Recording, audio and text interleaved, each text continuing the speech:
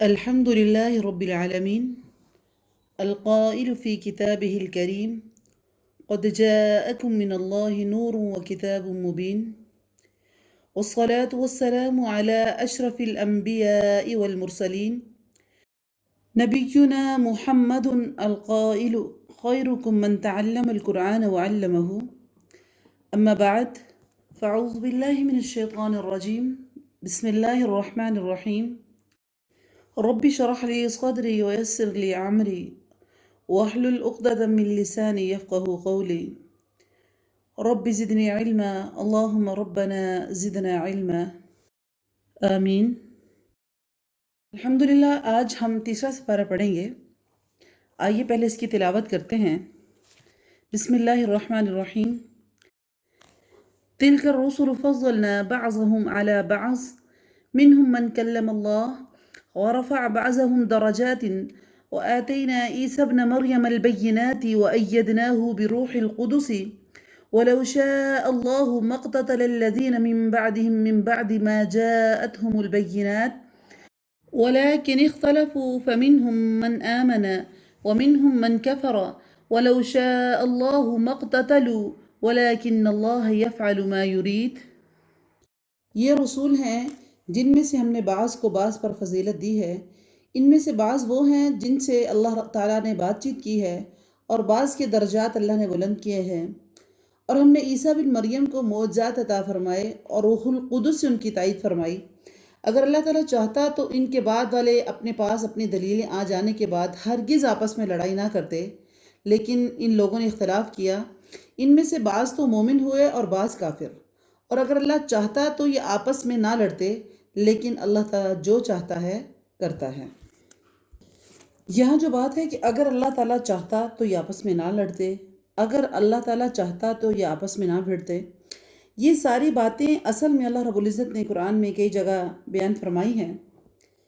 ایسا نہیں ہے کہ اللہ تعالیٰ اپنے نازل کردہ دینوں میں اختلاف کو پسند کرتے ہیں، یہ اللہ تعالیٰ کو سخت ناپسند ہے، اور اس کی رضا تو یہ ہے کہ تمام انسان اس کی نازل کردہ شریعت کو اپنا کر جہنم کی آگ سے بچیں۔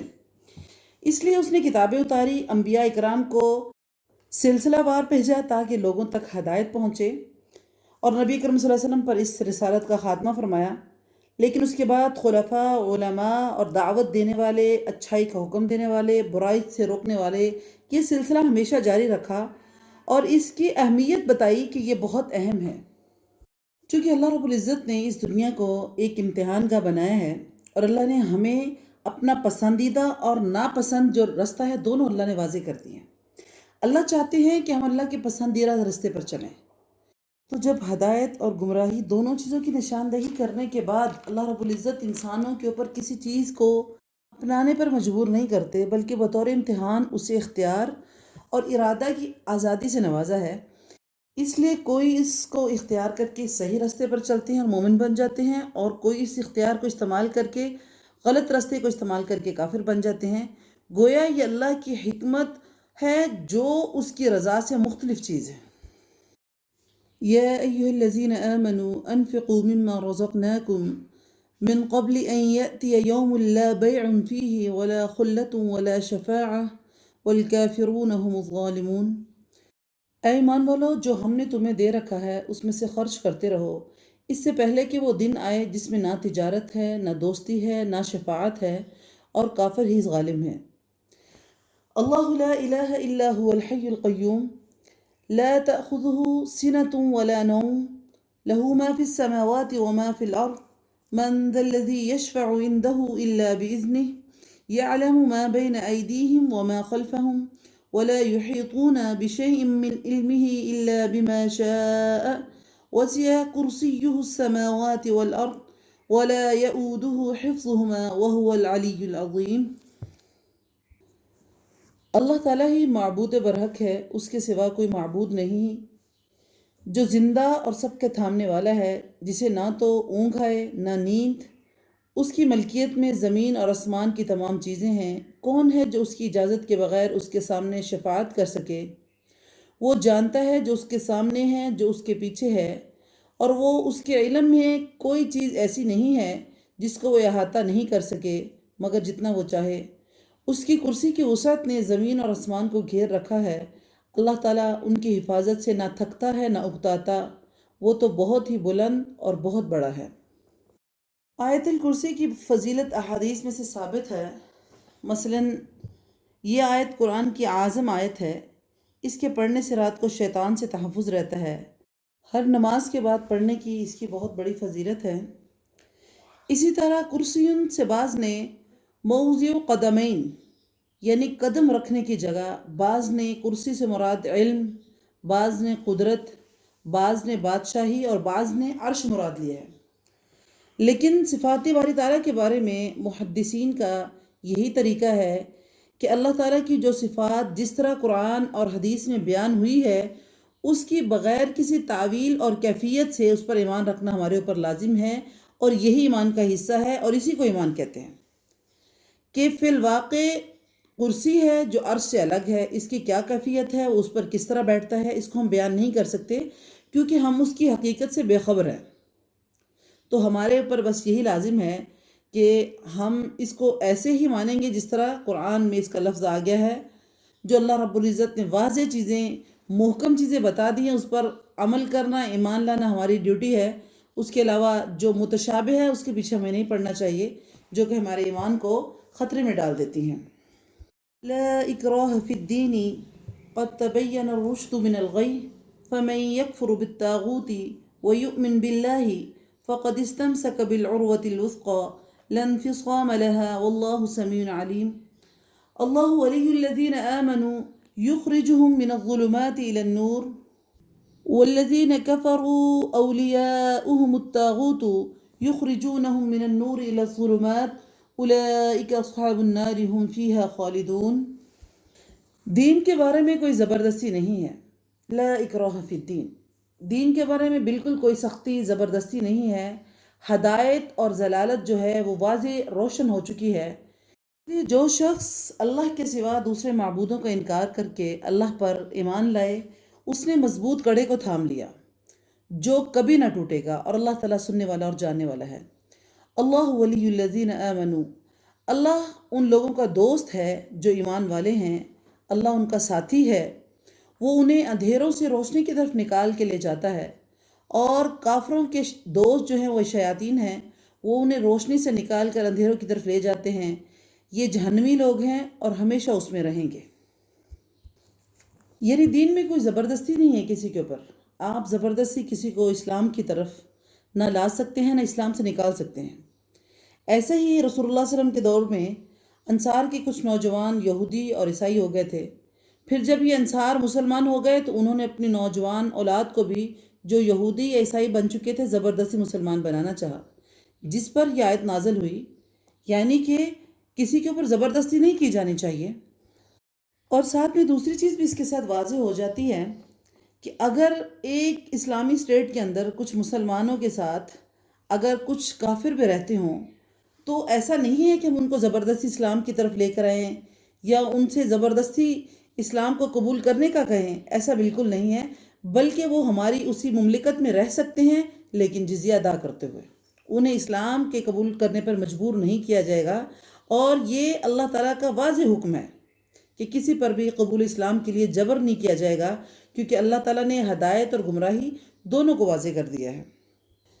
أَلَمْ تَرَ إِلَى الَّذِي حَاجَّ إِبْرَاهِيمَ فِي رَبِّهِ أَنْ آتَاهُ اللَّهُ الْمُلْكَ إِذْ قَالَ إِبْرَاهِيمُ رَبِّيَ الَّذِي يُحْيِي وَيُمِيتُ قَالَ أَنَا أُحْيِي وَأُمِيتُ قَالَ إِبْرَاهِيمُ فَإِنَّ اللَّهَ يَأْتِي بِالشَّمْسِ مِنَ الْمَشْرِقِ فَأْتِ بِهَا مِنَ الْمَغْرِبِ فَبُهِتَ الَّذِي كَفَرَ وَاللَّهُ لَا يَهْدِي الْقَوْمَ الظَّالِمِينَ أَوْ كَالَّذِي مَرَّ عَلَى قَرْيَةٍ وَهِيَ خَاوِيَةٌ عَلَى عُرُوشِهَا قال أن يحيي هذه الله بعد موتها فأماته الله 100 عام ثم بعثه قال كم لبثت قال لبثت يوما أو بعض يوم قال بل لبثت 100 عام فانظر إلى طعامك وشرابك لم يتسنه وانظر إلى حمارك ولنجعلك آية للناس وانظر إلى العظام كيف ننشزها ثم نكسوها لحما فلما تبين له قال أعلم أن الله على كل شيء قدير۔ کیا تم نے اسے نہیں دیکھا جو بادشاہی ملنے کے بعد ابراہیم سے اس کے رب کے بارے میں جھگڑا کر رہا تھا؟ جب ابراہیم علیہ السلام نے کہا میرا رب تو وہ ہے جو زندہ کرتا ہے اور مارتا ہے، وہ کہنے لگا میں بھی زندہ کرتا ہوں اور مارتا ہوں۔ ابراہیم علیہ السلام نے کہا اللہ تعالیٰ سورج کو مشرق کی طرف سے لے کر آتا ہے، تو اسے مغرب کی طرف سے لے کے آ۔ تو وہ کافر حیران رہ گیا، اور اللہ تعالیٰ ظالموں کو ہدایت نہیں دیتا۔ یا اس شخص کی مانند جس کا گزر اس بستی سے ہوا جو چھت کے بل اوندھی پڑی ہوئی تھی، وہ کہنے لگا اس کی موت کے بعد، اس بستی کے ختم ہونے کے بعد اللہ تعالیٰ اسے کس طرح زندہ کرے گا؟ تو اللہ تعالیٰ نے اسے مار دیا 100 سال کے لیے، پھر اسے زندہ کیا اور پوچھا کہ تو کتنی دیر یہاں پر ٹھہرا ہے؟ کہنے لگا 1 دن یا کچھ حصہ دن کا۔ فرمایا نہیں، تو 100 سال تک رہا ہے۔ اب تو اپنے کھانے کی طرف دیکھ جو بالکل خراب نہیں ہوا، اور اپنے گدھے کو بھی دیکھ، ہم تجھے لوگوں کے لیے نشانی بناتے ہیں، اور تو دیکھ کہ ہم تیرے گدھے کے اوپر کس طرح ہڈیوں کے اوپر گوشت چڑھاتے ہیں۔ اور جب یہ سب ظاہر ہو چکا تو وہ کہنے لگا میں جانتا ہوں کہ بے شک اللہ تعالیٰ ہر چیز پر قادر ہے۔ اذ قال ابراہیم رب آرنی کیف تحیی الموتى قال اولم تؤمن قال بلى ولكن ليطمئن قلبي قال فخذ 4 من الطير فصرهن إليك ثم اجعل على كل جبل منهن جزءا ثم ادعهن يأتينك سعيا واعلم أن الله عزيز حكيم۔ اسی طرح اس شخص کی طرح جس نے کہا تھا اللہ تو اس بستی کو کیسے زندہ کرے گا، اسی طرح اللہ رب العزت کے پیغمبر حضرت ابراہیم علیہ السلام نے بھی کہا۔ اللہ تعالیٰ کہتے ہیں وَإِذْ قَالَ إِبْرَاهِيمُ رَبِّي، اور جب ابراہیم نے کہا ہے میرا رب مجھے دکھا تو صحیح تو مردوں کو کس طرح زندہ کرے گا۔ اللہ تعالیٰ نے فرمایا کیا تمہیں یقین نہیں ہے؟ کیا یہ تیرا ایمان نہیں ہے؟ جواب دیا ایمان تو ہے، لیکن میرے دل کی تسکین ہو جائے گی۔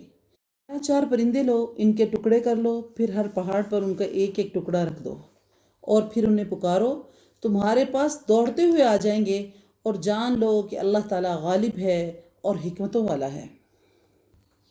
یہ مردوں کو زندہ کرنے کا دوسرا واقعہ ہے جو حضرت ابراہیم علیہ السلام کی خواہش پر اور ان کے دل کے اطمینان کے لیے دکھایا گیا۔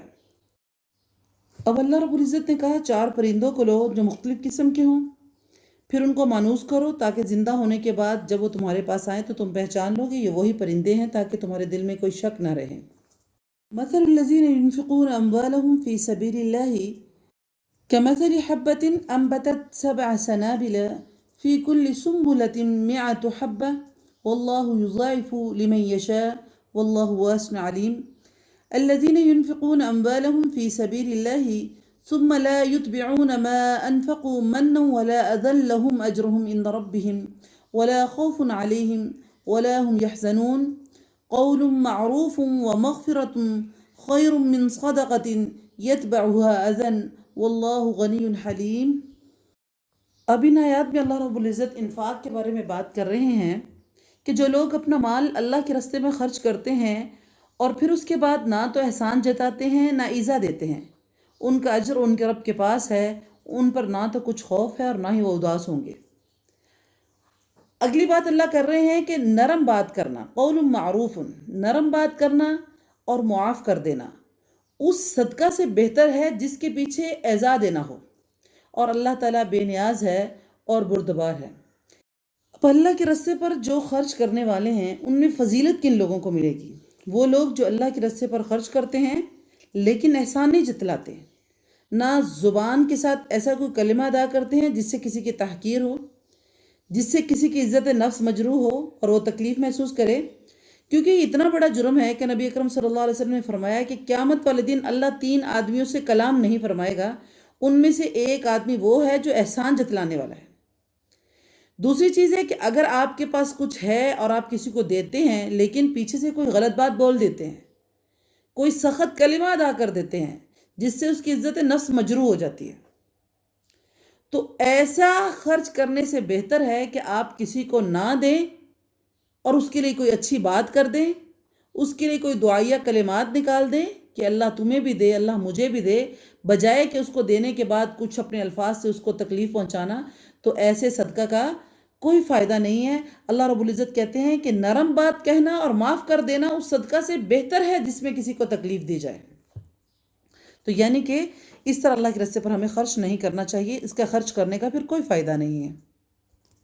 یا ایہا الذین آمنوا لا تبطلوا صدقاتکم بالمن والأذى كالذي ينفق ماله رئاء الناس ولا يؤمن بالله واليوم الآخر فمثله كمثل صفوان عليه تراب فأصابه وابل فتركه صلدا لا يقدرون على شيء مما كسبوا والله لا يهدي القوم الكافرين ومثل الذين ينفقون أموالهم ابتغاء مرضات الله وتثبيتا من أنفسهم كمثل جنة بربوة أصابها وابل فأتت أكلها ضعفين فإن لم يصبها وابل فطل والله بما تعملون بصير۔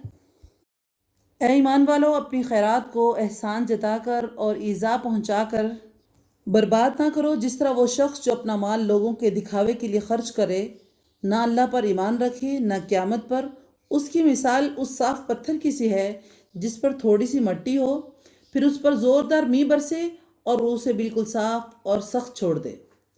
ان ریاکاروں کو اپنی کمائی میں سے کوئی چیز بھی ہاتھ نہیں لگتی اور اللہ تعالیٰ کافروں کی قوم کو راہ نہیں دکھاتا۔ ان لوگوں کی مثال جو اپنا مال اللہ تعالیٰ کی رضامندی کی طلب میں دل کی خوشی یقین کے ساتھ خرچ کرتے ہیں، ان کی مثال اس باغ جیسی ہے جو اونچی زمین پر ہو، زوردار بارش اس پر برسے اور وہ اپنا پھل دگنا کر دے، اور اگر اس پر بارش نہ بھی برسے تو پھوار ہی کافی ہے، اللہ تعالیٰ تمہارے تمام کام دیکھ رہا ہے۔ اب یہاں دو چیزیں آ گئیں کہ ایک شخص وہ جو اپنا مال جو ہے احسان جتلانے کے لیے، لوگوں کو تکلیف دینے کے لیے خرچ کرتا ہے، اور دوسرا وہ جو اپنا مال اللہ کی رضا کے لیے خرچ کرتا ہے۔ جو تو اپنا صدقہ خیرات احسان جتلانے کے لیے خرچ کرتا ہے، اس کے لیے کہا گیا ہے کہ تکلیف دہ باتیں کرنا اہل ایمان کا شیوہ نہیں ہے۔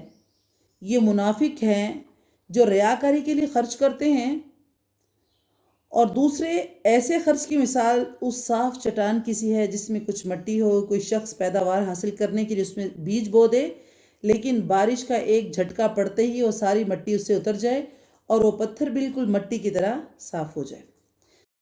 یعنی جس طرح بارش اس پتھر کے لیے نفع بخش ثابت نہیں ہوئی، اسی طرح ریاکار کو اس کا کوئی صدقہ جو ہے فائدہ نہیں پہنچائے گا۔ اور دوسری مثال اہل ایمان کی ہے جو اللہ کی رضا کے لیے خرچ کرتے ہیں، ان کا خرچ کیا ہوا مال اس باغ کی طرح ہے جو پرفضا مقام پر ہے، بلند چوٹی پر ہے۔ اگر زوردار بارش ہوتی ہے تو وہ اپنا پھل دگنا کر لیتے ہیں، ورنہ ہلکی سی بھی پھوار جو ہے اور شبنم ان کو کافی ہو جاتی ہے۔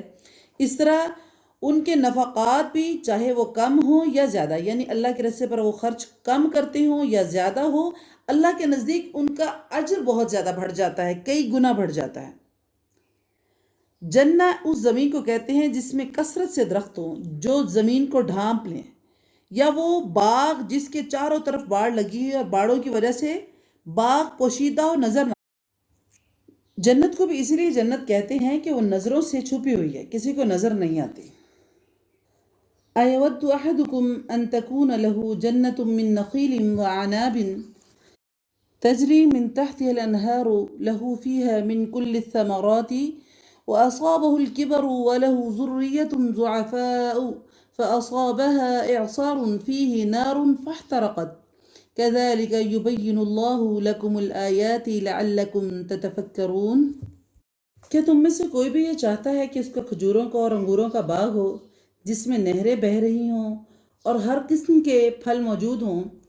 اس شخص کو بڑھاپا آ گیا ہو جس کا وہ باغ ہو اور اس کے چھوٹے چھوٹے بچے بھی ہوں، اور اچانک باغ کو کوئی بگولا لگ جائے جس میں آگ بھی ہو اور اس سے وہ باغ جل جائے۔ اسی طرح اللہ تعالیٰ تمہارے لیے آیتیں بیان کر رہا ہے تاکہ تم غور و فکر کرو۔ یہاں اللہ رب العزت ریاکاری کے نقصانات کو واضح کرنے اور اس کے بچنے کے لیے مزید مثالیں دے رہے ہیں کہ جس طرح ایک شخص کا باغ ہو جس میں ہر طرح کے پھل ہوں، وہ شخص بوڑھا ہو جائے اور اس کے چھوٹے چھوٹے بچے ہوں، اور خود بھی وہ کمزور ہے اور بچے بھی کمزور ہیں چھوٹی عمر کی وجہ سے، اور وہ محنت مشقت نہیں کر سکتے، اور کیا ہے کہ ایک تیز ہوا آئے جس کے اندر آگ ہو اور سارا باغ جل جائے، اب نہ تو وہ خود دوبارہ اس باغ کو آباد کرنے کے قابل ہے، نہ اس کی اولاد۔ یہی حال ریاکار کے خرچ کرنے والوں کا قیامت والے دن ہوگا کہ نفاق اور ریاکاری کی وجہ سے ان کے سارے اعمال ضائع ہو جائیں گے۔ جبکہ وہاں نیکیوں کی اشد ضرورت ہوگی اور دوبارہ اعمال خیر کرنے کی مہلت بھی نہیں ملے گی۔ اللہ تعالیٰ فرماتا ہے کیا تم چاہتے ہو کہ تمہارا حال یہی ہو؟ عبداللہ ابن عباس اور حضرت عمر رضی اللہ تعالیٰ عنہ نے اس مثال کا مصداق ان لوگوں کو قرار دیا جو ساری عمر نیکیاں کرتے ہیں اور آخری عمر میں شیطان کے جال میں پھنس کر اللہ کے نافرمان ہو جاتے ہیں، جس سے ان کی عمر بھر کی نیکیاں برباد ہو جاتی ہیں۔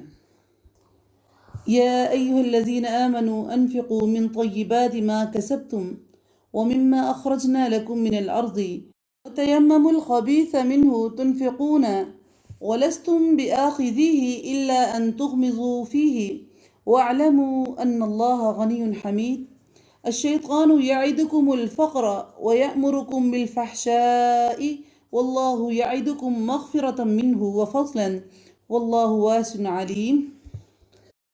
اے ایمان والو، اپنی پاکیزہ کمائی میں سے اور زمین میں سے تمہارے لیے ہماری نکالی ہوئی چیزوں میں سے خرچ کرو، ان میں سے بری چیزوں کے خرچ کرنے کا قصد نہ کرنا جسے تم خود لینے والے نہیں ہو، ہاں اگر آنکھیں بند کر لو تو، اور جان لو کہ اللہ تعالیٰ بے پرواہ ہے اور خوبیوں والا ہے۔ یعنی کہ اگر اللہ کے راستے پر خرچ کرنا ہے تو بہترین چیز خرچ کریں، پاکیزہ چیز خرچ کریں۔ ایسا نہیں کہ تم وہ چیز خرچ کرو جو تمہیں خود بھی پسند نہیں ہو، کیونکہ جو چیز تمہیں خود نہیں پسند تو وہ تم نہیں لوگے۔ ہاں یہ کہ اگر تمہیں آنکھوں سے کچھ نظر نہیں آتا ہو تو پھر تم جو مرضی لے لو گے۔ تو ایسی صورت میں اللہ رب العزت یہاں پہ منع فرما رہے ہیں کہ تم اگر اللہ کے راستے پر خرچ کرنا چاہتے ہو تو اچھی چیز خرچ کرو۔ کیوں کہ شیطان جو ہے وہ تمہیں کہتا ہے کہ اچھی چیز تم خود رکھ لو، کل کو تمہیں اس کی ضرورت پڑے گی۔ اللہ تعالیٰ کہتے ہیں الشیطان یعدکم الفقر، شیطان تمہیں فقیری سے دھمکاتا ہے، وہ کہتا ہے تم غریب ہو جاؤ گے، بے حیائی کا حکم دیتا ہے، اور اللہ تعالیٰ تم سے اپنی بخشش اور فضل کا وعدہ کرتا ہے۔ اللہ تعالیٰ وسعت والا اور علم والا ہے۔ یؤتی الحکمۃ من یشاء ومن یؤت الحکمۃ فقد اوتی خیرا کثیرا وما یذکر الا اولو الالباب وما انفقتم من نفقة او نذرتم من نذر فإن اللہ یعلمہ وما للظالمین من انصار ان تبدوا الصدقات فنعم هي وان تخفوها وتؤتوها الفقراء فهو خير لكم ويكفر عنكم من سيئاتكم والله بما تعملون خبير۔ وہ جسے چاہے حکمت اور دانائی دیتا ہے، اور جو شخص حکمت اور سمجھ دیا جائے وہ بہت ساری بھلائی دیا گیا ہے۔ یعنی جس کو اللہ تعالیٰ حکمت سمجھا دے، سمجھ دے دے، عقل دے دے تو اس کو بہت خیر کثیر مل جاتی ہے، اور جو نصیحت ہوتی ہے وہ صرف عقل مند ہی حاصل کرتے ہیں۔ وما انفقتم من نفقۃ، اور تم جتنا بھی خرچ کرو یعنی خیرات اور جو بھی نظر مانو اسے اللہ تعالیٰ جانتا ہے اور ظالموں کا کوئی مددگار نہیں ہے۔ ان تبدوا الصدقات، اگر تم صدقات خیرات ظاہر کر کے خرچ کرو گے تو بھی اچھا ہے، لیکن اگر تم اسے پوشیدہ غریبوں تک پہنچاؤ گے، ان کو دو گے، تو یہ تمہارے لیے زیادہ بہتر ہے۔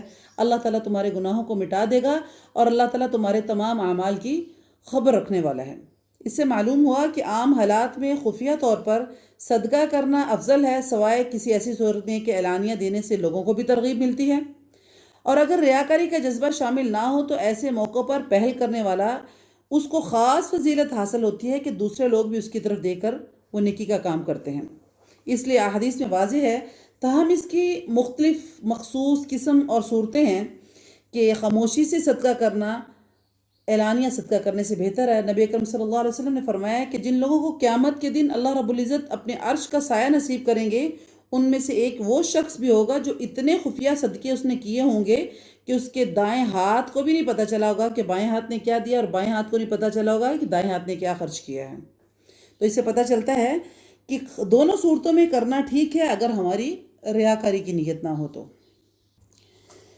لیس علیک ھداھم ولکن اللہ یہدی من یشاء وما تنفقوا من خیر فلانفسکم وما تنفقون الا ابتغاء وجہ اللہ وما تنفقوا من خیر یوفى الیکم وانتم لا تظلمون للفقراء الذین احصروا فی سبیل اللہ لا یستطیعون ضربا فی الارض يحسبهم الجاهل أغنياء من التعفف تعرفهم بسيماهم لا يسألون الناس إلحافا وما تنفقوا من خير فإن الله به عليم۔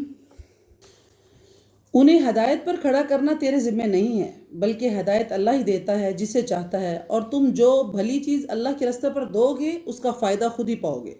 تمہیں صرف اللہ کی رضامندی کی طلب کے لیے خرچ کرنا چاہیے۔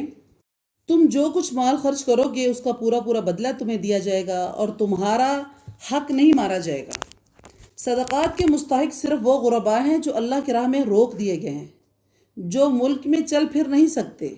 نادان لوگ ان کی بے سوالی کی وجہ سے انہیں مالدار سمجھتے ہیں، یعنی وہ لوگوں سے سوال نہیں کرتے تو لوگ سمجھتے ہیں ان کے پاس بہت کچھ ہے۔ بس آپ ان کے چہرے دیکھ کر اندازہ لگائیں اور پہچان لیں کہ یہ غریب لوگ ہیں۔ وہ غریب کون ہوتا ہے؟ جو لوگوں سے چمٹ کر سوال نہیں کرتے۔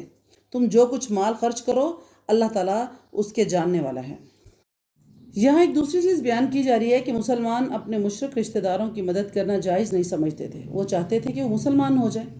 اللہ تعالیٰ نے فرمایا ہدایت کے رستے پر لگا دینا یہ اللہ کے اختیار میں ہے، اور دوسری یہ بات ارشاد فرمائی کہ تم لوجہ اللہ جو بھی خرچ کرو گے، چاہے وہ مشرک ہو، چاہے تمہارا اپنا بہن بھائی ہو، چاہے مسلمان ہو، اگر اللہ کی رضامندی کے لیے جو بھی خرچ کرو گے اس کا پورا اجر ملے گا۔ جس سے یہ معلوم ہوا کہ غیر مسلم رشتہ داروں کے ساتھ بھی صلہ رحمی کرنا باعث اجر و ثواب ہے۔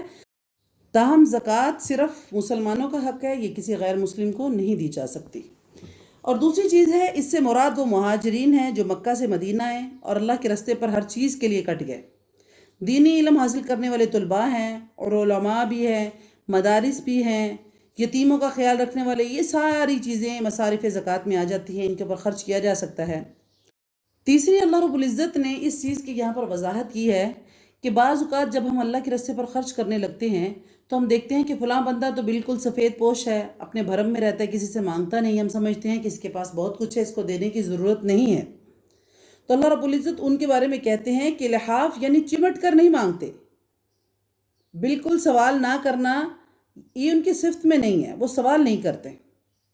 تو اب کیا اس کا طریقہ کیا بتایا گیا کہ آپ نے ان کو ان کے چہروں سے پہچاننا ہے۔ رسول اللہ صلی اللہ علیہ وسلم کی حدیث ہے کہ مسکین وہ نہیں ہے جو ایک دو کھجور یا ایک یا دو لقمے کے لیے سوال کرتا ہے، مسکین تو وہ ہے جو سوال سے بچتا ہے۔